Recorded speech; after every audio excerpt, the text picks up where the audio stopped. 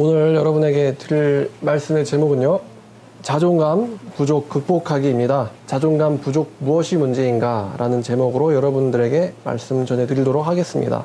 제가 자존감이라는 단어에 대해서 검색을 할 일이 없는데 어제 이제 말씀을 준비하면서 이 자존감에 대해서 검색을 해보게 됐어요. 자, 자존감에 대해서 정의를 한번 제가 찾아봤는데 네이버 지식백과에선 이렇게 나왔어요. 자존감을 어떻게 정의하냐면 자신에 대한 존엄성이 타인들의 외적인 인정이나 칭찬에 의한 것이 아니라 자신 내부의 성숙한 사고와 가치에 의해 얻어지는 개인의 의식을 말한다 라고 합니다. 정의가 복잡하죠? 타인의 인정이나 칭찬이 아니라 자신 내부의 성숙한 사고와 가치에 의해서 얻어지는 개인의 의식이래요. 자신 내부에서 얻어지는 거라고 합니다. 자, 그 다음에 이제 위키백과를 봤더니 또 이렇게 나와 있어요. 자존감, 다시 말하면 자아존중감이란 자신이 사랑받을 만한 가치가 있는 소중한 존재이고 어떤 성과를 이루어낼 만한 유능한 사람이라고 믿는 마음이라고 말합니다. 자기는 사랑받을 만한 가치가 있고 어떤 성과를 낼 만한 유능한 인물이다라고 스스로가 믿는 마음을 자아존중감이라고 해요. 영어로도 이제 자존감이 self-esteem이죠. 여기서 esteem이라는 단어가 존경하다, 존중하다라는 의미입니다. self-esteem은 자신을 존경하는 거예요. 자신을 존중 혹은 자기를 존경하는 마음. 그래서 자아, 존중감, 자존감이라고 불립니다.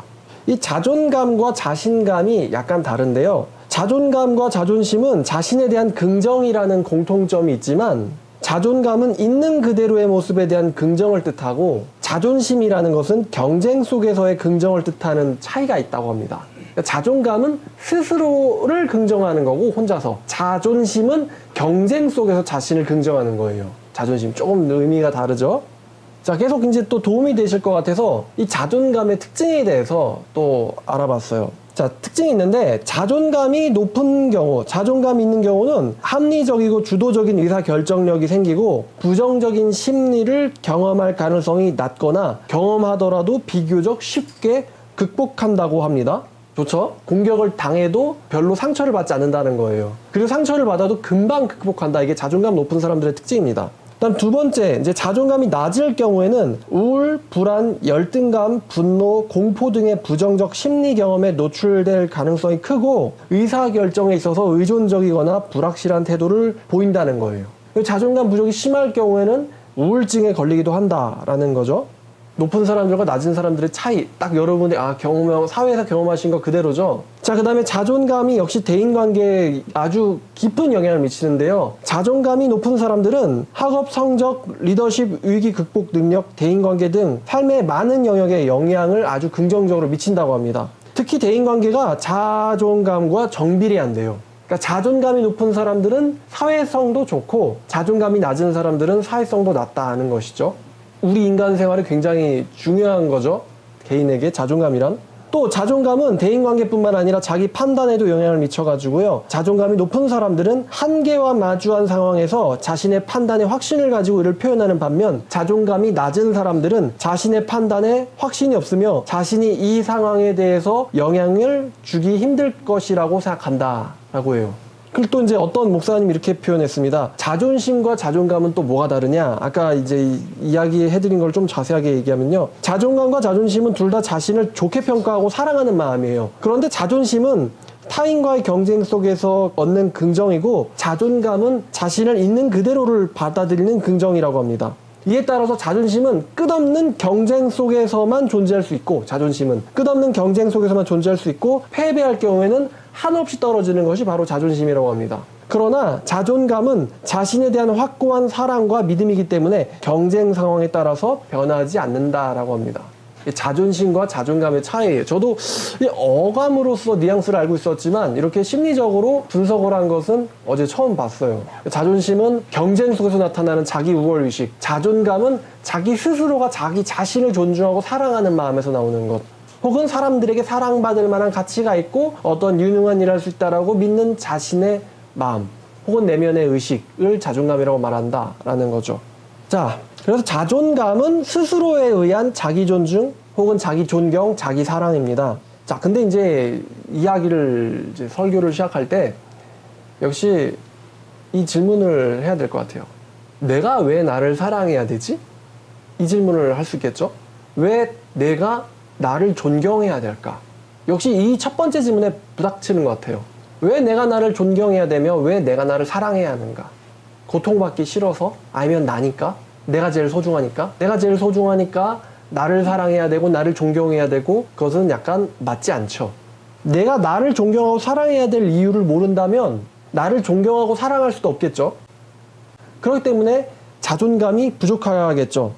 아까 이제 정의에서 알려드린 것처럼 자신에 대한 존엄성이 타인들의 외적인 인정이나 칭찬이 아니고 자신의 내부의 성숙한 사고와 가치에 의해서 얻어지는 개인의 의식이라고 했어요. 성숙한 사고와 가치에 의해서 얻어지는 것이 자존감이다.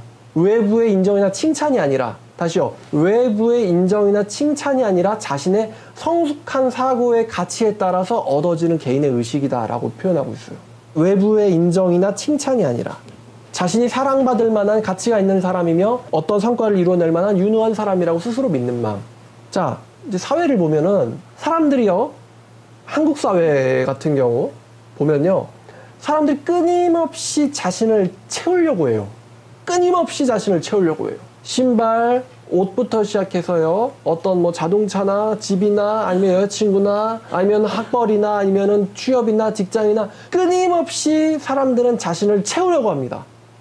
자기 보통 나이 수준에 따라서 채우려고 하죠. 저희 어렸을 때는 초등학생 애들이 이랬어요. 그 필통을 딱 열면은 그 연필 어디 거야? 그러면 한국 거야? 미제야? 미제, 그죠? 그럼 이제 이래요. 그래서 이제 쓰지도 않을 거면서 미제 연필만 날카롭게 갈아가지고 한 10필 정도 딱 넣어놔요. 그러면 이제 쓰지도 않습니다. 그죠?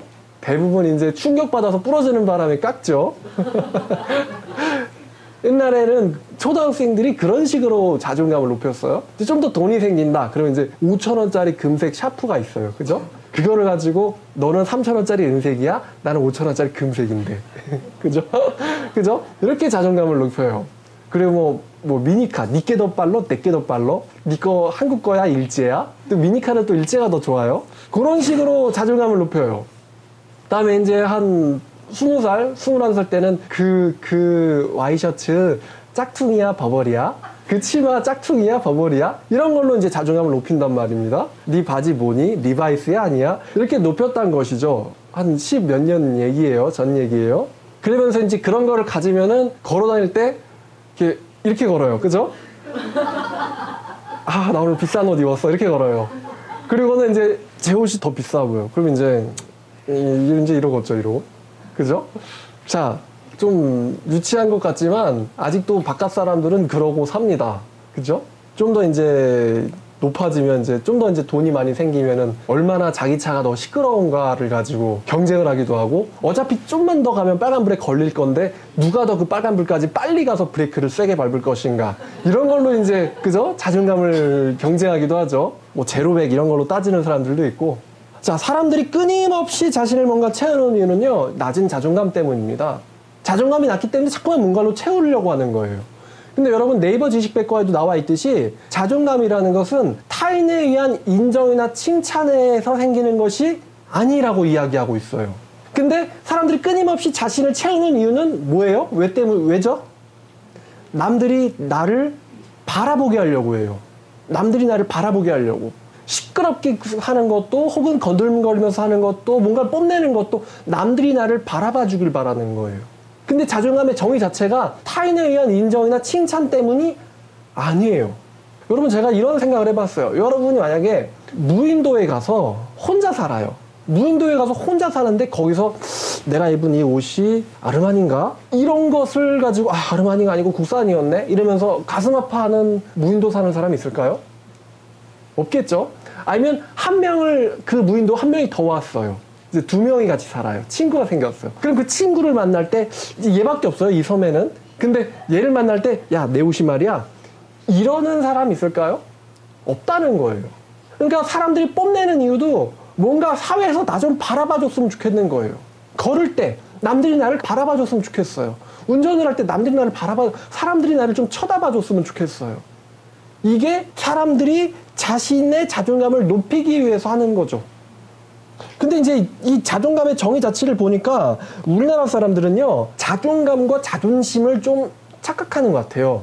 자존심과 자존감을. 자존감은 내면에서 채워지는 건데 자꾸 사람들이 외적인 것으로 자신을 채우려고 하는 것은 이건 자존감을 채우는 게 아니라 자존심을 높이려고 하는 거거든요. 경쟁을 하고. 그래서 우리나라 사람들은 자존감이 아니라 자존심을 높이고 싶어 하는 것 같아요.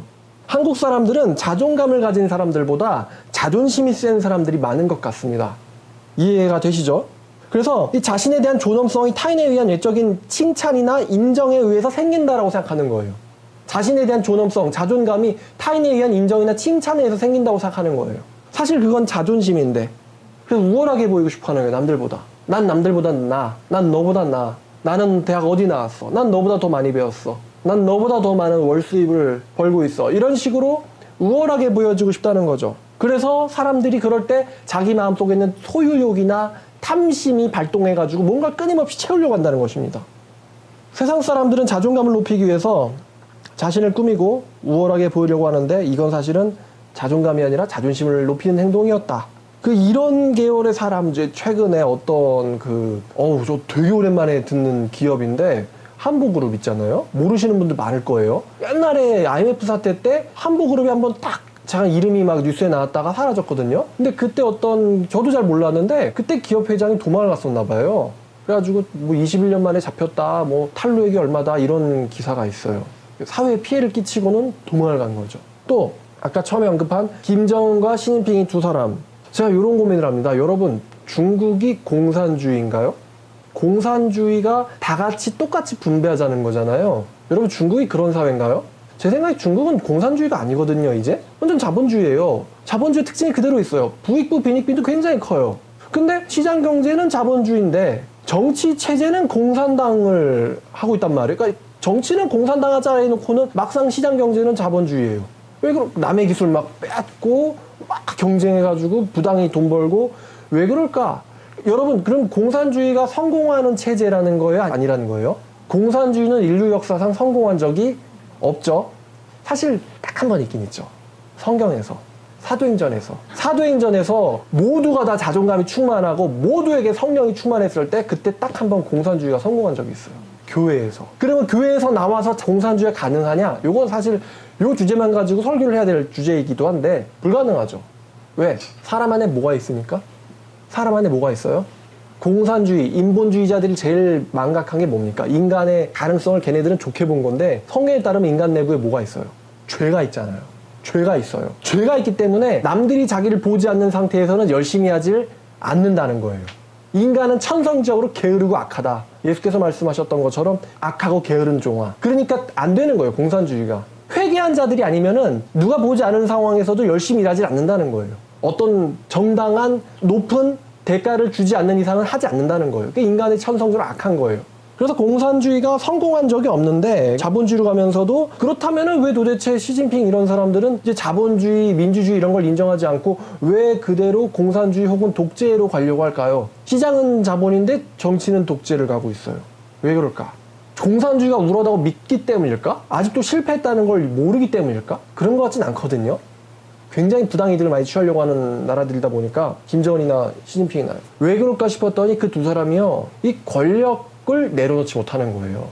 김정은 입장에서 생각해보면은 모든 사람들이 다 나를 위해서 존재해요. 모든 사람들이. 제가 오늘 아침에 그 북한에서 카드 섹션 마스게임 하는 거를 좀 봤는데 일단은 시진핑이 딱 오고 나서 비행기에서 내릴 때부터 동원되는 주민들의 숫자가 장난이 아니에요.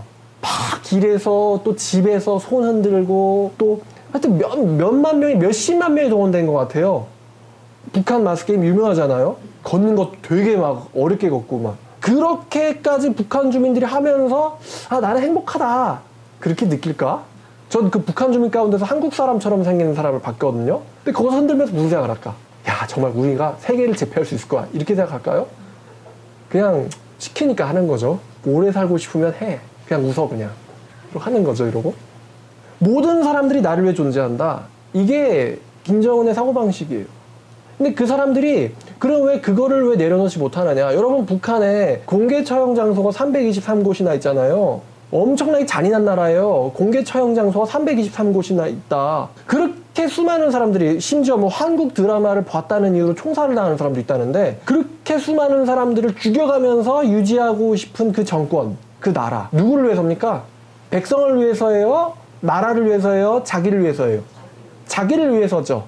그러면은 자기 하나가 그렇게 권력을 누리기 위해서 굉장히 많은 피가 뿌려져야 되거든요. 시진핑도 마찬가지. 자기가 권력을 유지하기 위해서 굉장히 많은 사람들의 피가 뿌려져야 돼요. 그러면 그 사람들한테서 권력을 빼버리면 그 사람들은 살 수 있다는 걸까, 없다는 걸까? 없다는 거예요. 그러니까 저 같은 사람한테 김정은처럼 살라 그러면 살 수 있겠지만 김정은 같은 사람한테 저처럼 살라 그러면 못 산다는 거죠. 안 되는, 이렇게 못 사는 거예요. 갑자기 돈 한 푼도 안 주고 이렇게 딱 마을에 그냥 달동네 살아봐라 그러면은 못 사는 거예요. 그러니까 그 양반들 두 명이 특히나 자존감이 부족한 사람들이에요. 그렇게 희생시켜서라도 자기를 바라보게 해야 돼요. 자기가 존재하려면 그렇게 많은 희생이 필요한 거예요. 그래서 권력을 위해서 수많은 피를 흘리고도 권력을 놓을 수 없다. 왜냐면 자신을 그렇게만 누려야지만 살아있다는 걸 느끼는 것 같아요. 그 두 사람은. 이라크의 카다피도 그렇죠. 자, 그럼 다시 이제 그 독재자들의 이야기는 떠나서 우리에게로 와서요. 처음에 드렸던 질문인데 왜 내가 나를 존중해야 될까? 왜 내가 나를 사랑해야 될까? 뭐 인본주의자들은 그렇게 얘기하겠죠. 자신을 사랑하세요. 왜요? 사랑하세요. 그냥 자기 자신인데 누가 사랑했어요? 네가 사랑한다면. 인본주의자들은 그렇게 이야기하겠죠. 근데 우리는 신앙인들이에요. 왜 내가 나를 존중해야 되나? 나를 사랑해야 되나? 나 자신을 존경해야 하거나 사랑해야 될 만한 어떤 정직한 이유가 필요한데 정직한 이유를 찾아보니까 없다는 것입니다. 왜냐면요, 우리는요, 근본적으로 죄인이에요. 죄를 짓고 삽니다. 악한 존재예요. 내가 나를 바라봐도 나는 정말 죄인이고 악한 존재란 말입니다. 죄인이고 악한 존재이기 때문에 사랑할 수가 없어요. 존경할래야 존경할 수가 없어요. 죄인이자 악한 존재이기 때문에. 그래서 다시 말하면요, 나는 죄인이기 때문에 내가 죄 문제를 해결받지 않고서는 나를 존경하거나 사랑할 수가 없어요. 세상 사람들처럼 나를 존경하거나 사랑해. 왜? 나는 너보다 잘났어. 난 너보다 나는 너보다 돈이 많아. 우리 아빠는 너보다 잘났어. 너네 아버지보다 잘났어. 이런 이유가 아니라 내가 정말 정직한 사람이라면 내가 왜 존경받거나 사랑받아야 되나? 이유가 없다는 것이죠. 그래서 크리스찬들에게 있어서 자존감이 높아지기 위한 첫 번째 단계는 뭐냐? 바로 죄 문제가 해결받는 것입니다. 우리가 범죄자를 존중하거나 사랑하지 않잖아요. 마찬가지로 우리도 그 죄인 중에 하나라면 우리도 우리 자신을 존중하거나 사랑할 수 없다는 거예요. 그래서 첫 번째는 죄 문제가 해결돼야 돼요. 다시 말하면은 우리의 자존감이 높아지기 위해서는 그리스도의 희생이 절대적입니다. 그리스도의 희생이 절대적이다. 우리는 사랑받을 수 있는 사람이 아닙니다. 스스로가. 죄인이라서. 그래서 죄인으로부터 하나님의 자녀로의 신분의 변화가 필요합니다. 죄인으로부터 의인으로의 신분의 변화가 필요해요. 갈라디아서 3장 13절을 보면 이렇게 써 있습니다. 그리스도께서 우리를 위하여 우리를 대신하여 저주를 받으사 율법의 저주로부터 우리를 속량하셨으니 기록된 바 나무에 달린 자마다 저주 아래 있는 자라 하였음이라. 이는 그리스도 예수 안에서 아브라함의 복이 이방인에게 미치게 하고 또 우리로 하여금 믿음으로 말미암아 성령의 약속을 받게 하려 함이라. 그리스도께서 우리를 위하여 대신 저주를 받으사 율법의 저주로부터, 죄의 저주로부터 우리를 풀어주셨고 우리를 구원하셨고 우리를 자유롭게 해주셨다 라고 성경은 이야기합니다. 죄 문제가 해결받아야 돼요. 자, 아주 또 그리고 유명한 말씀이 있습니다. 로마서 8장입니다. 로마서 8장 31절 2절 유명한 부분이지만 31절 2절을 보겠습니다. 그런즉 이 일에 대하여 우리가 무슨 말하리요? 만일 하나님께서 우리를 위하신다면 누가 우리를 대적하리요? 자기 아들을 아끼지 아니하시고 우리 모든 사람을 위하여 내주시니가 어찌 그 아들과 함께 모든 것을 우리에게 주시지 아니하겠느냐? 라고 성경은 말합니다. 하나님께서 우리를 위하신다. 누가 우리를 대적하겠느냐? 자기 아들을 아끼지 아니하시고 우리 모든 사람들을 위하여 내주시니가 어찌 그 아들과 함께 모든 것을 주시지 아니하시겠느냐라고 바울은 말합니다. 어떻게 보면 지금 바울 이야기가 나서 말인데요. 이 바울이라는 사람은 자존감이 정말 높은 사람이에요. 그죠? 그 아까 언급한 두 명의 독재자의 정반대에 있는 사람입니다. 그 두 명의 독재자가 가진 모든 것을 바울은 갖고 있지 않습니다. 그죠? 그런데 갖고 있지 않아도 이 사람이 사는 데는 문제 없었어요. 괴롭지 않았어요. 오히려 더 긍정적이고 더 진취적이었습니다. 여러분, 이 당시의 황제인 네로 황제가 난리 발광을 하다가 자기 스스로 목에 단도를 찔러가지고 스스로 자살한 거 아시죠? 자살은 자존감이 부족한 사람들이 하는 행동입니다. 나 좀 바라보게 하려고 사람들이. 그러다 실패하니까 자살하는 거예요. 근데 바울은 그렇지 않았다는 것입니다. 네로가 가진 권력이나 물질이 없었음에도 불구하고 자기 자신에 대한 가치를 굉장히 높이 평가했어요. 그렇게 할 수 있었던 근본적인 이유는 사도 바울에게 죄 문제가 해결되었다는 것입니다. 죄인에서 의인으로의 신분의 변화가 필요하다. 이 죄 문제가 실질적으로 해결을 받아야만 돼요. 그래야지 나 자신을 보면은 내가 죄인 덩어리고 죄고 죄덩어리고 또 존중받을 만한 사랑받을 만한 가치가 솔직히 말하면 아무것도 없는데 이 죄 문제가 해결되어서 내가 의인으로 돌아설 때에 의의 길을 갈 때에 내가 드디어 나를 정직하게 말해서 사랑할 만한 가치가 있다는 거죠. 정직하지 못하고 뭔가 거짓말로 자신을 속이며 이웃을 속이며, 여러분 주변에 그런 사람들 많죠. 자기를 속이고 이웃을 속이면서 자신을 사랑하고 존중하는 사람. 우리는 그런 사람들을 교만한 사람이라고 말합니다. 교만한 사람. 자기를 기만하고 타인을 기만하죠. 한마디로 뽐내기를 좋아하는 자들.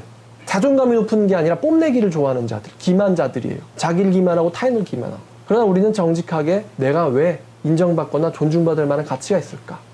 라는 것을 놓고 고민을 하는 사람이란 말입니다. 그랬더니 죄 문제가 걸렸고 이 죄 문제를 그리스도께서 해결해 주셨다라는 것에 대한 믿음이 필요하다는 것이죠.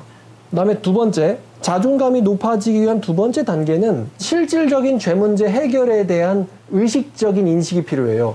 다시 표현하면요, 내가 하나님의 자녀라는 신분의 변화가 필요하다는 것입니다. 내가 하나님의 자녀가 아니었을 때는 나는 죄인이었고 망난이었어요. 그런데 예수 그리스도의 피 흘림의 그 결과 나의 신분이 어떻게 되었습니까? 지옥 가야만 되고 멸망받아야 되는 죄인에서 하나님의 사랑받는 자녀로 신분의 변화가 일어납니다. 하나님의 자녀로. 아주 오래전부터 알던 말씀인데 요한복음 1장 12절이에요. 아주 오래전부터 알던 말씀인데 이 말씀이 이렇습니다. 영접하는 자, 곧 그 이름, 예수님의 이름을 믿는 자들에게는 하나님의 자녀가 되는 권세를 주셨으니, 저는 예전에는요, 그분의 이름을 믿으면은 하나님의 자녀가 될 수 있다. 왜 이렇게 쓰지 않고 왜 자녀가 되는 권세를 줬다는 말을 했을까? 보통 권세는 이럴 때 쓰지 않거든요. 왜 자녀가 되는 권세를 주셨으니라는 말을 했을까? 여기서 권세에 해당하는 것이 그 영어를 보니까 right예요. 권리, 권세, 권리, 힘, 권리, 권세. 자녀가 되는 자격, 권리, 권세를 주었다. 예수 이름을 믿는 사람들에게는. 그러니까 예수님을 믿고 그분의 자녀가 되는 사람들한테는 뭐가 있다는 거예요? 권리가 있고 권세가 있다는 거예요. 완전 세상과는 정반대죠. 많이 가진 자들은 권세가 있다라던가, 아니면 높은 자리에서 권력을 가진 자들이 권세가 있다라든가, 이게 아니라 그분의 이름을 믿고 그분의 자녀가 된 자들은 권세가 있다는 거. 이 권세가 어디에서의 권세일까? 아마 많이 가진 자들이기 때문에 누리는 권세는 지상에서만 통용되겠지만, 하나님의 자녀이기 때문에 누리는 권세는 지상에서뿐만 아니라 천상에서까지도 통용되겠죠. 천사들에게조차도 인정받고 존중받겠죠. 그러한 권세가. 천사들이 지배자, 독재자를 무서워하겠어요?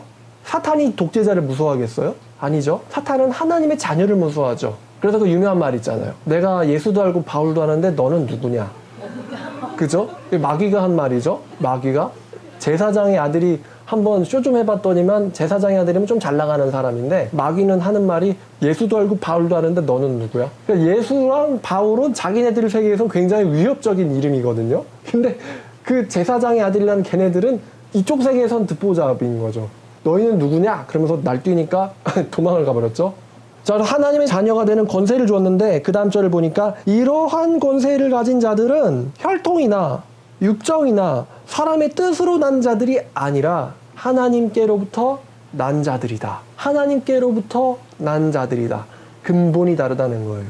아버지에게서부터 난 자들이다. 근본이 다르다. 그럼 반대로 혈통, 육정, 사람의 뜻은 뭡니까? 이건 이제 인간의 권세를 말하는 거예요. 황제의 아들이야? 아니면은 능력이 좋아? 아니면 사람들의 뜻으로 세워진 사람인가? 이건 인간의 권세예요. 근데 그 다음에 나오는 하나님의 자녀는 하나님께로부터 나왔다고 합니다. 나는 하나님의 사랑받는 자녀다. 여기에 대한 인식이 생긴 거죠. 나는 하나님의 사랑받는 자녀다.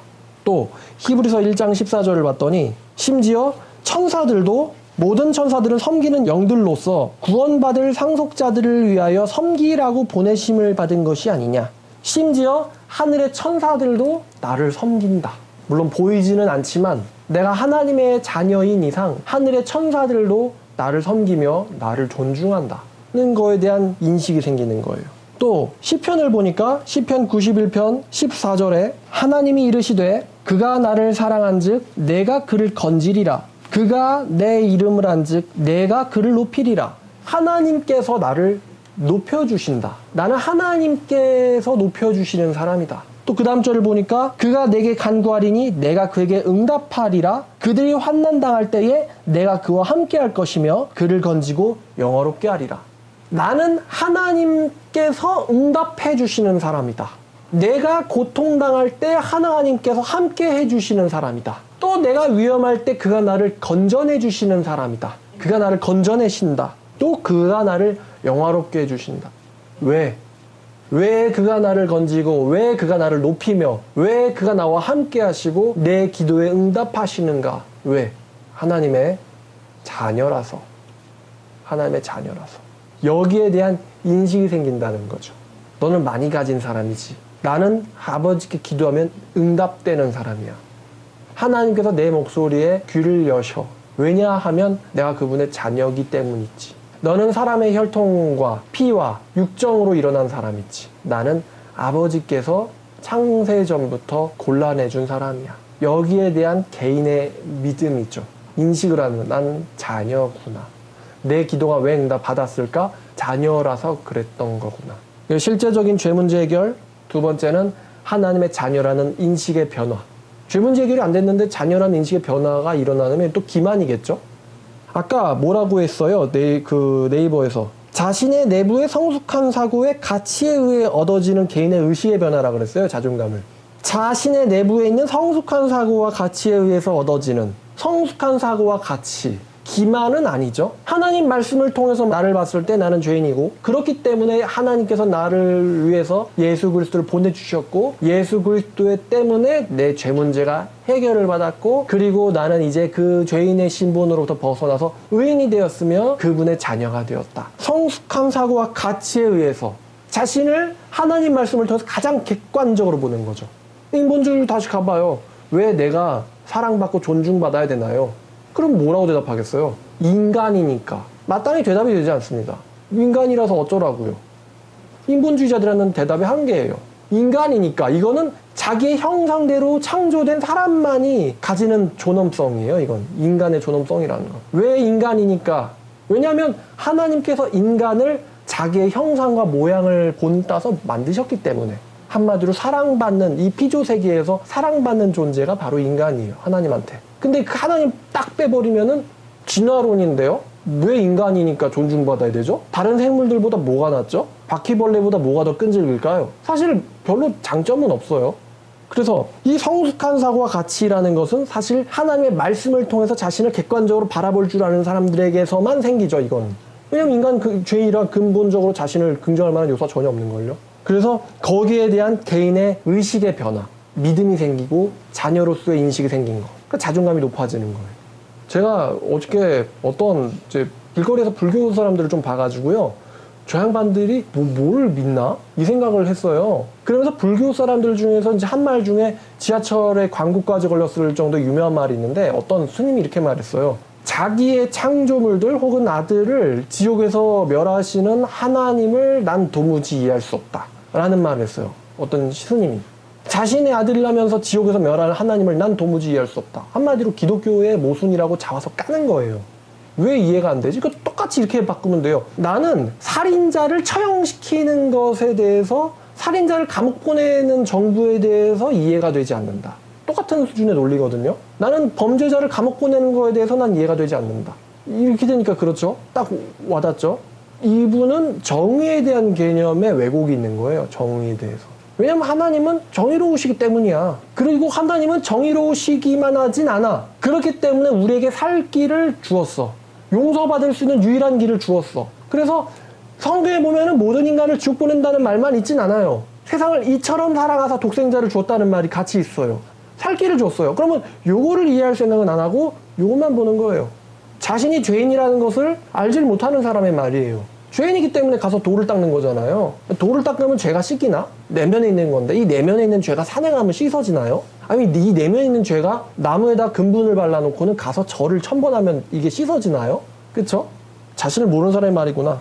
자, 그래서 이제 이사야 50장을 보면 이사야 50장 7절부터 10절까지 보면요. 여기에 하나님의 백성들의 특유의 자존감이 있는 말씀이 있습니다. 50장 7절부터 10절까지 주 여호와께서 나를 도우심으로 내가 부끄러워하지 아니하고 내 얼굴을 부싯돌같이 굳게 하였으므로 내가 수치를 당하지 아니할 줄 아노라. 8절 나를 의롭다 하시는 이가 가까이 계시니 나와 다툴 자가 누구냐. 나와 함께 설지어다. 나의 대적이 누구냐. 내게 가까이 나아올지어다. 보라 주 여호와께서 나를 도우시니 나를 정죄할 자 누구냐. 보라 그들은 다 옷과 같이 헤어지며 좀이 그들을 먹으리라. 너희 중에 여호와를 경외하며 그의 종의 목소리를 청종하는 자는 누구냐. 흑암 중에 행하며 빛이 없는 자라도 여호와 이름을 의지하며 의뢰하며 자기 하나님께 의지할지어다 라고 써 있습니다.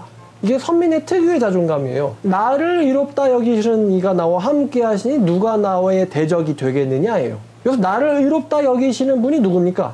여호와 하나님이에요. 하나님께서 나를 의롭다 여기시는데 누가 나를 대적하겠느냐예요. 누가 나와 함께 서겠느냐예요. 근데 이거 앞을 보면요. 6절에 나를 때리는 자들에게 내 등을 맡기며 나의 수염을 뽑는 자들에게 나의 뺨을 맡기며 모욕과 침뱉음을 당하여도 내 얼굴을 가리지 아니하였느니라. 지금 이 사람이 단순히 자기 기만이나 착각 속에 있던 사람은 아니었어요. 주변 사람들로부터 공격을 받는 사람임에도 불구하고 하나님께서 나를 의롭다라고 여기시는 것에 대한 믿음이 있었다는 것입니다.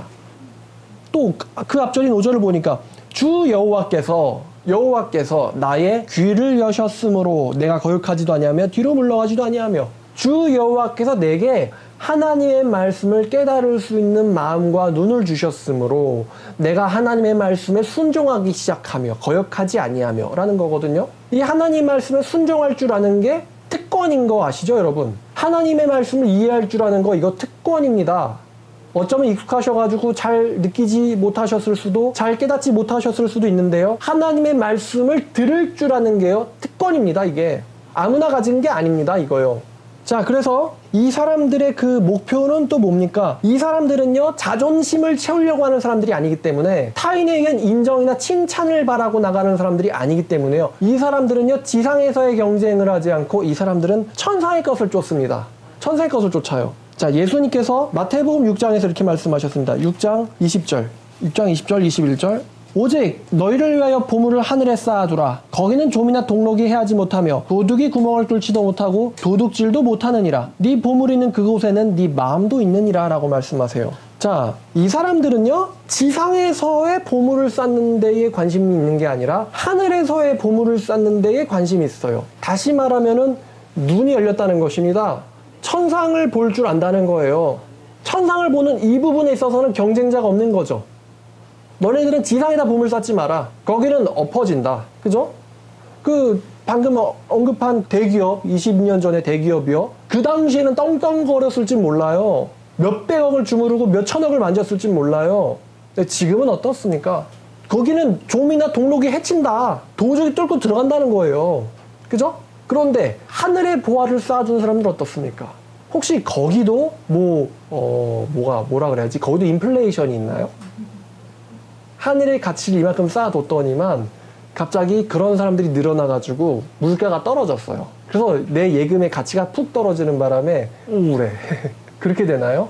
하늘의 상급도 인플레이션을 겪습니까? 경제 대공황을 겪나요? 그렇지 않다는 것입니다. 그래서 하늘의 것을 쫓기 시작해서 여기에는 경쟁 상대 없기 때문에 이들의 자존감은 상처를 받지 않는다는 것이죠. 또한 이 하늘의 것을 인정을 해주는 것이 누굽니까? 사람이 하나님이에요. 하나님이시죠. 하나님이 자신의 가치를 인정해 준다는 것에 대한 또 인식이 생긴 거거든요. 지금 자 로마서 2장 29절을 보면요. 자 오직 이면적 유대인이 유대인이며 할례는 마음에 할지니 영에 있고 율법 조문에 있지 아니한 것이라. 자 이 부분 여기부터입니다. 이 사람들의 칭찬은 사람들에게서가 아니요 다만 하나님에게서니라 라고 말합니다. 그러니까 이 사람들은 주변에 있는 인간들의 칭찬에 휘둘리는 사람들이 아니라 주변에 있는 인간들의 칭찬을 얻고 싶어서 사는 사람들이 아니라 이 사람들은 하나님께로부터의 칭찬에 관심이 있는 사람들이다. 신적 자존감을 가진 사람들, 신이 주신 자존감을 가진 사람들, 이런 사람들이 사실 무섭거든요. 세상 사람들도 압니다. 이런 사람들이 무섭다는 거. 지상의 마음이 없고 천상의 마음이 있는 사람들이요 무섭고 감당이 안 된다는 것을 세상 사람들도 압니다. 사도 바울도 보면 전형적인 그런 사람이에요. 마르틴 루터 같은 사람도 전형적인 그런 사람 중에 한 명이에요. 하늘 것에만 관심 가진 사람이 지상에서 무섭습니다. 왜냐면은요 보통 사람들은 하면은 이제 쏠리거든요. 근데 이분들은요, 신적 자존감을, 신이 주신 자존감을 갖고 있기 때문에 사람들이 이 사람들에 대해서 뭐라 하든 말든 영향을 안 받는 거예요. 하나님만 인정해 주시면 괜찮다. 그러면 전 인류가 나를 미워하든 말든 하나님께서만 인정해 주시면 괜찮다. 또 이런 자존감을 가지신 분이 또 예수님이었죠. 모든 백성들이 나를 원망하든 말든 괜찮다. 나는 하나님 아버지께서 원하시는 길을 간다면 이러고 시작해서 갔던 거예요. 가셨던 거예요. 근데 거기서 여론의 영향을 받아봐요. 여론에. 그러면 미안한데 나 이거 못 지겠어요 아버지. 이렇게 나아갔을 수 있잖아요 예수님께서. 사도 바울 같은 경우 어떻습니까? 로마인들도 찬성 안 하고 유대인들도 찬성 안 해요. 내가 이거를 왜 해야 돼? 이렇게들 다 날 싫어하는데 왜 해야 돼? 사도 바울 이 일 감당했겠어요? 사도 바울이 자존감은 어디서 나왔을까? 사람들의 인정이나 칭찬에서 나왔으면 그 사람은 사도 바울이 안 됐어요. 그죠? 이 사람들은 하나님에게 칭찬을 구했던 사람이에요. 바울 성경에 그런 말이 많이 나옵니다. 빌립보서 3장에서도 뭐 하나님을 기쁘시게 하는 우리가 바로 할례파다. 하나님의 성령으로 봉사하고 여호와의 기쁨을 구하는 우리가 바로 할례파다라는 말을 해요. 이 사람이. 제 자랑은 아닌데 자랑할 것도 아니에요. 근데 제가 이제 학창 시절에요. 이제 신학교 다닐 때 여러분 신학교 가면요 그 사람을 거기도 학교예요. 그러니까 사람을 이제 그레이드로 평가를 한단 말입니다. 그러면 여러분 신학을 할 때 평가받는 게 뭘까요?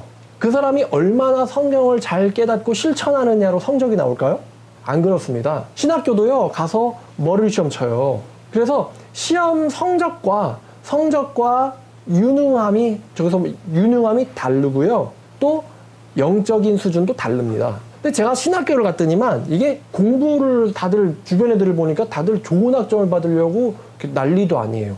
왜냐면은 신학교에서 좋은 학점을 받아야지 신학대학원이 좀 들어가기 어려운데 신학대학원을 시험을 안 치고 에스컬레이터로 그냥 입학이 되거든요.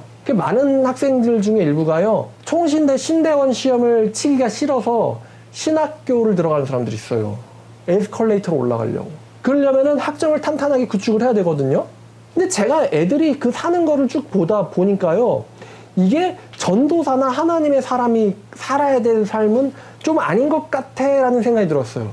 왜냐하면 이들은 나가서 하나님의 목회자들 아니면 선지자들 될 거란 말입니다. 그럼 이들은 무엇보다도 누구보다도 하나님의 말씀을 사모해야 되고 누구보다도 하나님의 말씀에 대해서 뜨거움이 있어야 되고 말씀에 대한 뜨거움이 있어야 되고 그 뜨거움이 말씀에 대한 뜨거움이 있다면 이게 어떻게 됩니까? 이게 나가서 다른 사람들에게 말씀을 알려주고 싶어 하거든요. 근데 이 총신대에 다니는 애들이요 숭실대 바로 옆에 숭실대가 있어요. 근데 숭실대학교 복음화에도 관심이 없습니다.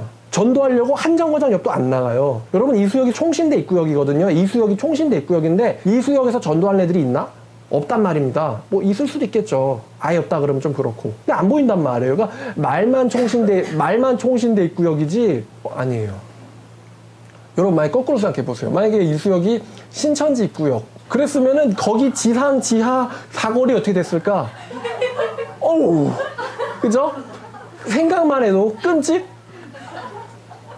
지상, 지하 상가, 백화점 앞에 뭐 난리도 아니었겠죠. 신천지 입구역이랬으면. 근데 총신대 입구역? 왜 총신대 입구역이야? 영향력이 전혀 없는데? 그러면 이런 애들이 목회자 될까? 라는 질문을 해요. 말씀에 대한 뜨거움이 없고 뭐 이거는 제가 판단할 건 아니지만 또 드러나는 거 전도, 영혼구령 좀 약간 촌스러운 단어일 수 있어요. 영혼구령에 대한 열정이 없고 근데 학점은 잘 나온단 말입니다. 왜냐면 시험을 이걸로 치니까. 그럼 얘네들이 목회자가 되면 뭘 할까? 이런 생각을 제가 그때 1학년 때 했어요. 그래서 야 이거 하나님이 보시는 학점이랑 세상에서 평가하는 학점이랑 다르구나. 그러니까 쟤네들이 저거 할 때 나는 나만이 할 수 있는 하나님께서 기뻐하시는 걸 가지고 훈련해야겠다. 이제 수업 끝나자마자 3시에 띵 끝나면 바로 가가지고 전도를 해야 돼요. 근데 3시에 끝나서 도착하면 4, 5시니까 저녁을 먹어야 되잖아요. 근데 저녁 먹을 시간이 아까우니까 학교 매점에서 햄버거랑 콜라를 딱 사요. 그 다음에 그거를 딱딱 뜯고서는 차를 몰면서 양손으로 이거 먹는 거예요. 그렇게 생긴 습관이 무릎으로 운전하는 거예요. 그거를 1년 넘게 하다 보니까 그냥 나중에 그냥 자연스럽게 그냥 그래서 그러니까 전도할 때 시간을 10분, 20분, 30분이라도 확보하려고. 그러면요, 빨리 후다닥 가면요, 아직 해가 안 졌어요. 한 5시, 4시면은 분당에 도착하거든요. 그러면은 빨리 차 그냥 어디다 확 대놓고는 가가지고 성경책을 그건 일단 돌아다녀요. 그거 누가 알아보죠? 그거 누가 알아봐줘요? 그거? 같은 동기가 알아봐주나요? 아니면 뭐 교수님이 알아봐주나요? 아무도 안 알아봐줘요. 근데 저는 혼자서 믿었던 거예요. 분명히 여기에 대해서 투자를 하면 나중에 이것 때문에 빛을 볼 때가 온다. 분명히 이걸 누군가 하나님께서 쓰시고 기뻐할 거다. 책 읽고 펜 잡는 학생은 많아도 나가서 전도하는 애들 없단 말이에요. 신학생이 이렇게 따질 거 많은데 전도사잖아요. 교회 가면 전도사잖아요. 그러면 이 단어만 가지고서도 직업의 정의가 나오잖아요. 뭐 하는 사예요? 전도를 업으로 하는 사람들이에요. 그죠? 그러면 일단 전을 할 줄 알아야 되고, 그럼 전도를 안 하면 전 빼야죠. 도사죠, 그냥. 전도를 안 해. 그러면 도사야. 근데 도잖아요, 도. 길도. 그럼 뭐예요, 이게? 한마디로 하나님의 계시와 말씀을 아는 거거든요. 그래 도가 있잖아요. 도를 알고 깨닫고 그것을 전하는 게 전도고, 그것을 업으로 하는 사람들이 전도사거든요. 그보다 윗그레이드가 이제 목사겠지만요. 근데 일단 애들이 전도 안 해요. 그럼 전 빼야죠. 도사죠. 근데 말씀을 잘 몰라요. 그럼 뭐가 남지? 사만 남아요. 사만 남습니다. 도를 알면 전도를 하게 돼 있는, 전을 하게 돼 있는데 사만 남아요. 그러면 이제 사만 남고는 얘네들이 또 먹어야 되잖아요. 그래서 이제 먹사가 나오는 거예요. 도는 몰라, 전은 안 해, 먹긴 해야 돼. 그래서 먹사가 나와요.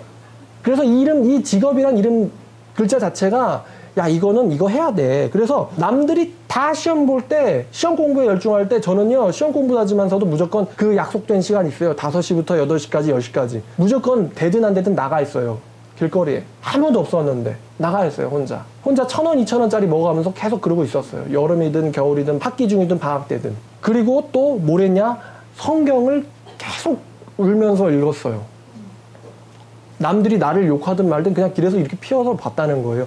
전도가 안 될 때는, 전도가 길에서 안 될 때, 컨디션이 안 좋을 땐 그냥 길에서 이러고 있어요. 이러고. 왜 그렇게 할 수 있었느냐? 이 일에 대한 가치를 본인은 알고 있었기 때문이에요. 자, 그리고 이제 자존감이 높아지기 위한 마지막 3단계는 뭐냐? 자신이 하나님 앞에서 영적인 전사다. 이제 아들을 넘어서 영적인 전사다. 또 일꾼이다. 또 사명자다라는 가치를 알게 되는 거예요. 아까 뭐라 그랬냐면은 자신이 유능한 인간이라는 것을 스스로 믿는 마음이라고 그랬어요. 그러니까 나 하나님의 자녀야 이러고 끝나면 안 된다는 거예요. 그러면 이제 좀 정신승리로 가는 거예요. 자기 혼자서만 난 하나님한테 사랑받고 있어. 왜? 뭔가를 꿨거든, 뭔가를 보거든, 방언을 하거든, 그렇게 아무나 뭐 그냥 주장하거나 할 수 있는 그런 거 말고 그 사람만이 가진 어떤 유니크한 아이덴티티가 있단 말이에요. 그 가치를 알고 있다. 다시 말하면은 사명의식을 갖는 거예요. 사명의식. 좀 더 이제 더 세게 이야기하면 이제 사도성 같은 거. 사도성이, 사도란 말이 이거예요. 보내심을 받은 자. 사도예요. 물론 우리는 이거를 예수님의 부활을 직접 경험한 사람들을 우리가 사도라 그래요. 직접 경험한 사람들. 예수의 직접 목격자, 증인들을 사도라 그래요. 근데 사도라는 말의 어원은 아포스텔로, 보내다 라는 동사에서 왔어요. 보내다. 그럼 하나님이 괜히 보내진 않잖아요. 어떤 특별한 목적을 가지고 보내심을 받은 자가 사도예요. 한국어로 표현하면 이제 천국의 암행어사예요. 특사예요, 특사. 신의 특사예요. 여기에 대한 사명의식을 가지고 있는 사람이 자존감이 강하죠. 왜냐하면 그 특명은 누가 줬기 때문에? 하나님이 줬기 때문에. 근데 왜 그거를 나한테 주셨을까? 나밖에 할 수 없으니까 주신 거예요. 거기에 대한 인식을 하고 있는 사람들. 이 사람들이 자존감이 엄청납니다. 여러분 엘리야 보면요. 엘리야가 이런 말 하거든요. 바알의 선지자는 450인데 여호와의 선지자는 나 하나로다. 이런 말을 해요. 그리고 엘리야가 850대 1로 싸웠지만서도 이기죠. 결국. 이기는데 이세벨이 내 우상 숭배자들 다 죽었네. 엘리야도 잡아 죽이자. 그러니까 엘리야가 그 말에 충격을 받고는 이제 실언을 해버려요. 실언. 이게 뭐냐면은 내 생명을 취하소서라는 거예요. 여호와께. 근데 여호와께서 아이고 엘리야야 미안하다. 야 이렇게 고생을 내가 다 시키고 내가 너 빨리 천국 데려가서 쉬게 해줄게. 이렇게 아버지께서 하시지 않았어요. 그 유명한 로뎀나무 아래 가가지고 까마귀 보내고 시냇물 먹이고 해가지고 길러주셨단 말이에요. 그게 뭐냐? 엘리야한테는 야 너는 너밖에 할 수 없는 일이 있어. 너만 할 수 있는 일이 있어. 그러니까 너는 아직 올 때가 아니야. 너는 이 이스라엘이라는 세상 혹은 이 지구에서 너는 유니크한 가치를 갖고 있어. 그래서 내가 너를 아직 데려갈 수가 없어. 근데 엘리야는 그것을 아직 깨닫지 못하고 실언을 했어요. 내가 남들보다 낫지 못하다. 나를 데려가라. 아버지는 그러지 않았어요. 어루만져 줬어요. 어쩌면 850대 1로 이겼지만 그 당시 왕비인 이세벨한테 쫓김을 당한 엘리야가 살고 싶지 않았던 것도 어떤 이유가 있을 수 있어요. 그러나 이 엘리야라는 사람의 존재로 인하여 이스라엘에는 한 줄기 빛이 있었단 말이에요. 비록 엘리야 때문에 회심하는 사람들이 없었을지 몰라도 엘리야 때문에 여호와께서 우리에게 말씀 주신다는 걸 많은 사람들이 알고 있었어요. 엘리야는 아합도 알았잖아요. 심지어 국왕조차도 알고 견제했던 사람이에요. 적어도 우리 가운데는 하나님의 말씀을 선포하는 사람이 있다. 그게 바로 엘리야다. 그거는 그 사람밖에 안 되는 거예요. 바알 선지자 850명 중에서 엘리야가 나올 수가 없는 거예요. 그건 엘리야만이 가진 유니크예요. 그리고 그가 있었기 때문에 그의 제자인 엘리사가 나와요. 엘리사를 통해서 지속적으로 이스라엘에게 하나님의 말씀이 선포됐어요. 비록 고독하지만 그 길을 누군가는 갔어야 되는데 그 길을 갈 수 있는 사람은 엘리야밖에 없었다는 것입니다.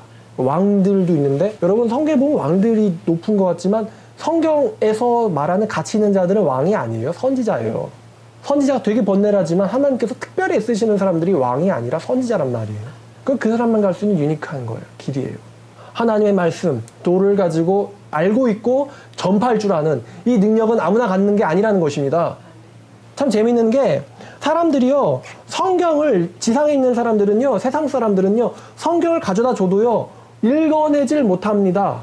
읽어내질 못해요. 이게 표현이 참, 이게 읽으면 읽는 건데 읽어낼 수 없다는 거예요. 읽을 수 없다는 거예요. 아무리 대학교를 좋은 데를 나와도요, 성경을 이해하는데 힘들어요. 서울대들이 이런 말 하거든요. 우리 전도 받고 싶지 않습니다. 당신들은 책 한 권만 읽고 덤빌지 몰라도 우리들은 책을 당신들보다 여러 배를 읽습니다. 라는 말을 하는데요. 그 말을 듣고 서울대들 되게 대단한데? 라고 생각을 제가 잠깐 했었거든요. 근데 그 말을 다시 뒤집으면요. 그 양반들은요. 책을 한 권조차 제대로 읽지를 못하는 거예요. 지금. 성경조차 제대로 읽지를 못하는데 다른 책 잔뜩 읽어봤자 무슨 의미가 있겠어요.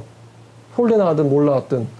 그러니까 성경만 들이대면 갑자기 애들이 느려집니다. 세상 일 할 때는 i7이에요. AMD도 아니고 요즘 AMD도 빠릅니다. i7이에요. 되게 빠릅니다. 근데 성경만 띡 갖다 주면 갑자기 286이 돼요.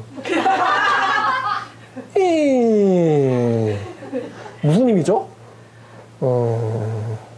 이럽니다. 이거 진짜 상담하고 가르치면 그래요. 세상 말은 저렇게 좋은데 성경만 다 들이대면 느려질까? 이해가 안 될까? 성경을 해석할 줄 아는 사람에게 엄청난 가치가 있어요. 아무나 하는 게 아닙니다. 그리고 그 성경을 깨닫고 전도를 해야겠다. 이 사명의식을 가지는 사람들에게 또한 엄청난 가치가 있습니다. 이거 역시 아무나 하는 일이 아닙니다.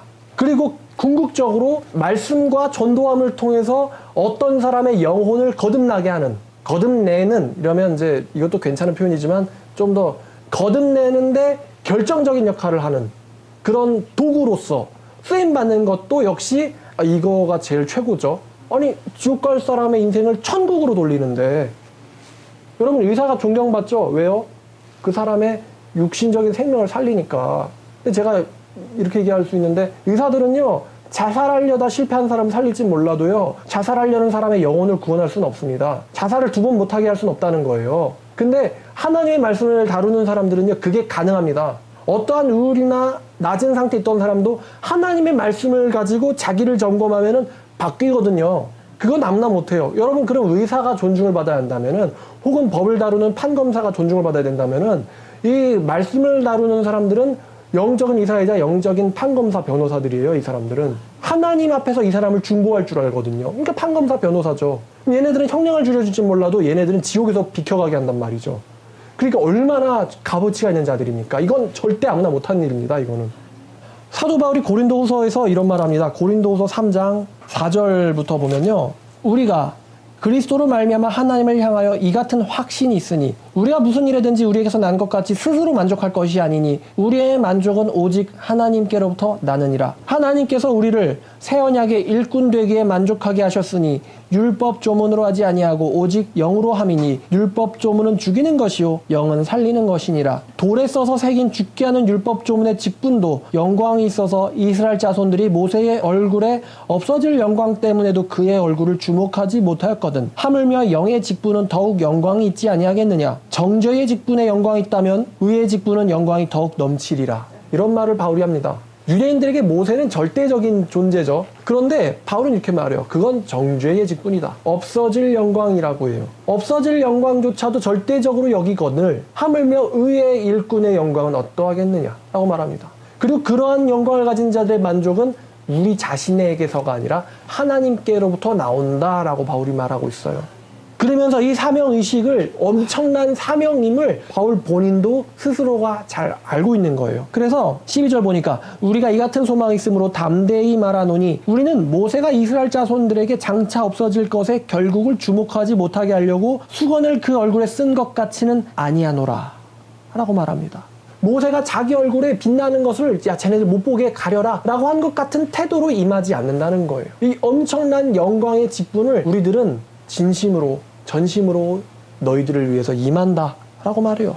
7절 주는 영이시니 주의 영이 계신 곳에는 자유가 있느니라. 모세의 얼굴의 영광이 아니라 예수 그리스도의 얼굴에 있는 영광을 너네들에게 보게 하는 그 직분이 바로 우리의 영광의 직분이다. 의의 직분이다 라는 이 직업의식, 사명감이 바울에게 있었습니다. 그러니까 이런 사람들은요, 카이사르가 말려도 막아도 안 막아지는 사람들입니다. 사탄의 나라의 모든 악마들이 총동원돼도 막을 수가 없는 사람들입니다. 이런 사람들은. 왜냐하면 하나님께로부터 보내심을 받았으며 하나님께로부터 능력 받았으며 본인도 그 능력을 알고 있고 사용할 줄 알고 있고 열매를 얻는 사람들이기 때문에 아무도 이 사람들을 막지 못한다는 것입니다. 사도 바울에게 물어보세요. 물어본다고 가정해보세요. 당신은 왜 존재합니까? 바울은 분명 확신을 가지고 이야기할 수 있었을 겁니다. 왜 존재합니까? 이 질문이 어쩌면 바울에겐 정말 쉬운 질문일 거예요. 그죠? 근데 오늘날 애들한테 물어보면요. 너는 왜 사니? 저를 무시하는 건가요? 아니야. 진지한 질문이야. 왜 사니? 몰라요? 분명히 이렇게 대답할걸요? 몰라요? 그냥 태어났으니까 살죠. 그죠? 이런 대답밖에 못할걸요? 왜 사니? 왜냐면 자기가 왜 존재하는지를 모르니까 왜 살아야 될지도 모르는 거죠. 근데 성경에 나와 있잖아요. 우리가 혈이나 육이나 사람의 뜻이 아니라 어디서부터 나왔다고요? 하나님께로부터 난 자들이다. 너 왜 태어났니? 하나님께로부터 태어났어요. 육적인 생명은 부모님한테 받았지만 내 영적인 생명은 하나님께로부터 받았어요. 너 뭘 위해서 살 거니? 저는 하나님 아버지께 쓰임 받을 거예요. 그럼 그 어떤 방식으로 쓰임 받을 건데? 아버지께서 기뻐하시는 사람 살리는 일을 할 거예요. 그럼 그 일의 가치가 얼마나 있을까? 그걸 말이라고 하십니까? 지옥 한번 갔다 오시면 분명 생각 바뀔 거예요. 아무도 할 수 없는 일을 아버지께 위임받았고 할 수 있습니다. 그걸 위해서 훈련이 됐어요. 그러니까 하나님께서는 하나님의 사람들을 광야에서 이렇게 뺑뺑이를 시키십니다. 오늘날 광야는 어딜까요? 어쩌면 유흥가일 수도 있고요. 길거리일 수도 있습니다. 물 없는 곳, 빛 없는 곳, 춥고 황량한 곳, 시체들만 즐비한 곳, 그곳에 선지자는 훈련받고 있어요. 하나님의 차세대 지도자들이 그곳에서 훈련받고 있다는 것입니다. 그래서 예수님처럼요. 예수님은 마국간에서 태어났는데 사내들인공의 그 바리새인들은 왜 우리 가운데 메시아가 없냐? 이러고 있어요. 하나님이 준비한 사람은 마국간에서 태어나는데 인간들의 지도자란 애들은 위에서 메시아도 없이 지들끼리 정치 노름하고 있어요. 근데 오늘날도 그렇지 않겠습니까? 인간의 영광이 있는 곳에 하나님의 영광 없고 아무도 안 보는 곳에 하나님의 영광이 있다. 자, 그래서 이 자존감은요, 자신의 존재 이유까지도 연결되어 있고요. 아버지께서는 우리에게 그 양쪽 모두에 대한 해결을 주십니다. 자, 다시 정의로 가서 이 자존감이란 자신에 대한 존엄성이 타인의 외적인 인정이나 칭찬에 의한 것이 아니라 자신 내부의 성숙한 사고의 가치에 의해서 얻어지는 개인의 의식의 변화를 말한다. 의식을 말한다. 라고 자존감을 정의했어요. 또 자기 존중감이란 자신이 사랑받을 만한 가치가 있다라는 소중한 존재이고 그 성과를 이루어낼 만한 유능한 사람이라고 믿는 마음이라고 말했어요. 그럼 우리는 여기서 하나님을 개입하면 이 문제의 답이 돼요. 나는 하나님에게 사랑받는 사람이고 하나님의 일에 있어서 성과를 이뤄낼 수 있는 유능한 사람이다. 이런 사람은 지상에선 아무도 없다는 거예요. 어떤 사람도 얼마를 준다 할지라도 이런 사람을 만들어낼 수는 없어요. 사람의 돈으로는 이런 사람을 만들어낼 수가 없습니다. 오직 아버지의 성령만이 그걸 할 수 있어요. 성령은 하나님께서 사랑하는 자에게만 주신다는 것입니다. 성령은 헤롯이나 빌라도에게 찾아가지 않고 사도들에게, 어부들에게 찾아갔다는 거예요. 그런 사람들만 이런 일을 감당할 수 있습니다. 아버지께 사랑받을 만한 가치가 있다. 아버지께서 준비하신 사람들이다. 그리고 이 사람들은 말씀을 통해서 자신을 바라보며 자신의 성숙한 사고의 가치에 의해서 자신의 자존감을 개인의 의식으로 얻습니다. 세상 사람들한테 로마서 8장을 보내줘 보세요. 7장과 8장을 못 이해합니다. 이해를 할 수가 없어요.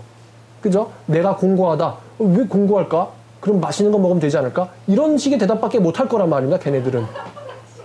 내가 공고하다. 그럼 친구 좀 사귀어봐. 이런 식의 대답밖에 걔네들은 못합니다. 사도 바울이 무슨 어떤 의식적 작용을 통해서 공부하던 말을 하는지. 그리고 또 그리스도께서 나를 생명의 성령의 법으로 이기게 하셨다 라는 말을 걔네들이 뭐 어떻게 이해를 합니까? 그쵸? 정말 말 그대로 속이의 경일기이죠. 자, 또 계속 또 읽으면 자존감과 자존심은 자신에 대한 긍정이란 공통점이 있지만 자존감은 있는 그대로의 모습에 대한 긍정을 뜻하고, 다시 말하면 아버지 안에서의 긍정을 뜻하고, 자존심은 경쟁 속에서, 그러니까 사람들 속에서의 긍정을 뜻한다. 그럼 답은 이렇습니다. 진정한 의미의 자존감은요, 하나님 아버지를 떠나서는 생기질 않는다는 거죠. 처음 질문, 내가 왜 사랑받아야 되는데요? 왜 존중받아야 되죠? 여기에 대해 누가 답을 해주겠습니까? 아이고, 엄마는 그러겠죠. 아이고, 우리 아들이니까. 그럼 남들한테선요? 역시 대답이 나오질 않아요. 내가 왜 사랑받아야 되나요? 하나님께서 자신의 형상과 모양에 따라서 너를 소중하게 창조해 주셨어. 그 너를 구원하시기 위해서 자기의 외아들을 보내셔서 죽이시기까지 하셨단다. 내가 사랑받는구나. 하나님의 자녀라서. 그리고 그분이 너에게 어떤 일을 맡기시길 원한단다. 이제 네가 어린 사람이 아니야. 네가 하나님의 일을 감당할 수 있기 때문에 아버지께서 너에게만 어떤 일을 맡기시길 원한단다. 이 길은 아무나 갈 수 있는 길이 아니란다. 그리고 영화 천루역정 보면은 멸망의 도시에 있는 인간들, 그 인간들 중에 아무도 그 길을 발견해내지 못하고 가질 않습니다. 오직 주인공만 그 길을 갑니다. 그 도시 사람들 전원은 그 사람을 비웃어요. 이런 상황이죠. 그러나 그 사람은 그 길을 걸어가는 것에 대한 가치를 점점 깨달아가기 시작하죠. 처음엔 주변 사람들이 휘말리잖아요. 그런데 성장하면 성장할수록 오히려 주변 사람들을 끌고 갈 수 있는 힘이 생기죠. 심지어 마귀가 직접 나타나서 막는다 할지라도 그 사람은 목숨을 걸고 포기할 수 없다는 것입니다. 그 길을 가야만 하는 사명이 있기 때문이죠. 자, 결론입니다. 창조물이자 창조된 인간은 자신을 창조한 하나님과 동행할 때, 또 그분에 의해서 쓰임받을 때에서 비로소 가치와 존재의 의미를 지닙니다. 제가 깨달은 거예요. 만약에 하나님이 나를 창조했다면 내가 하나님을 떠나서는 아무것도 얻지 못하지 않을까? 아무것도 할 수 없지 않을까? 하나님의 창조물이라면 아버지와 동행할 때에만 비로소 가치를 가지게 된다. 내가 도구라면 그분의 손에 쥐어 있을 때에만 비로소 가치를 지니게 된다. 똑같은 고무장갑인데 주방에서 쓰이면은 설거지할 때 쓰이겠죠? 그런데 똑같은 고무장갑인데 의사 손에 신기면은 사람의 생명을 살릴 때 쓰여지겠죠. 똑같은 고무인데, 똑같은 장갑인데 그 장갑이 하나님의 손에 끼어지면은 그 장갑은 사람의 영혼을 살리기 위해서 쓰이겠죠? 직업이 귀천해있진 않습니다만 누구한테 붙잡혀서 쓰이느냐, 이게 인간의 존재의 가치를 결정한다는 거죠. 사람들은 돈으로, 재산으로, 통장 잔고로, 부동산으로 어떤 사람을 평가할지 몰라도 아버지께서는 그렇지 않다는 것입니다. 즉 답은 나왔죠. 우리가 자존감을 얻기 위해서는 1번 내 죄 문제가 해결돼야 돼요. 예수님 안에서. 2번 그 다음에 그 죄 문제 해결에 대한 의식적 변화가 필요해요. 나는 멸망당했어야 될 죄인이지만 이제는 의인이고 하나님의 아들이다. 하나님의 가족이다. 좀 더 나가면은 나는 하나님의 친구다. 히브리서에도 주께서 그들을 형제라 부르기를 부끄러워하지 아니하시고, 하나님께서 형제라 삼아주신 분, 하나님께서 친구라 불러주신 분, 하나님께서 내 사랑하는 자라고 불러주신 분, 그런 사람들만 가지는 이 자존감. 세상에서는 이상하게 보죠. 이상한데? 왜 아무것도 가지지 않았는데 왜 즐거워하고 있지? 미쳤나? 그죠? 미쳤나? 왜 희죽거리지? 이해 못하죠, 그 사람들은. 그리고 그 다음에 이제 그 어린 자들이 성장을 해서 남을 먹이기 시작할 때, 이런 일을 할 수 있는 사람들만 가지는 특유의 사명의식, 이것이 다 갖춰진 사람들은 이 세상 그 어느 누구도 넘보지 못할 자존감을 갖게 된다는 것입니다. 하나님께서 우리를 위하신다면 누가 우리를 대적하리요? 자기 아들을 아끼지 아니하고 주신 분이 어찌 그 아들과 함께 모든 것을 주시지 아니하겠느냐. 또 이사야에 나를 의롭다 하시는 분이 나와 함께 있는데 누가 우리를 대적하겠느냐. 우리의 자존감은, 우리의 만족은 하나님께로부터 나느니라. 이 크리스찬들의 자존감의 비결인 것입니다. 자, 지금 세상이 다 자존감 없다고 울부짖는 세상입니다. 거기서 여러분들은 독특한 존재가 되시며 그들에게 비결을 알려주시는 여러분들 됐으면 좋겠습니다. 기도하겠습니다. 하나님 아버지, 자존감 문제 극복하기라는 제목으로 오늘 말씀 나누어 보았습니다. 정말 이런 아무런 가치 없는 우리들을 구원하시기 위해서 아들을 보내주시고 또 십자가에서 죽이시며 우리를 구원시켜 주신 것에 대하여 아버지 정말 표현할 수 없는 감사의 말씀을 드립니다. 아버지 그렇게 우리를 사랑하여 주시고 또 우리를 인정하여 주시고 아낌없이 받아주시고 있는 그들의 모습을 알고 계시는 하나님 아버지, 여전히 우리를 사랑하시고 또 성령으로 또 말씀으로 우리의 길을 지도하시며 또 아버지 열정으로 우리가 어떤 일을 해야 될지 그 나아갈 길도 알려주시며 또 쓰임 받을 수 있도록 주님 훈련시켜 주시니 주님 너무나 감사를 드립니다. 하나님, 발 없는 것은 아버지께서 원하시는 그 곳까지 같이 아버지와 같이 동행할 수 있게 하시며 주님 거기서도 하나님께 여전히 쓰임 받으며 여전히 하나님 아버지의 그 영광스러운 생명을 낳는 일에 동참자이자 또 주체자가 되어 아버지의 그 칭찬받는 자들 될 수 있도록 주님 인도하여 주시옵소서. 이 모든 말씀 우리를 사랑하시는 예수 그리스도의 이름으로 기도드렸습니다. 아멘.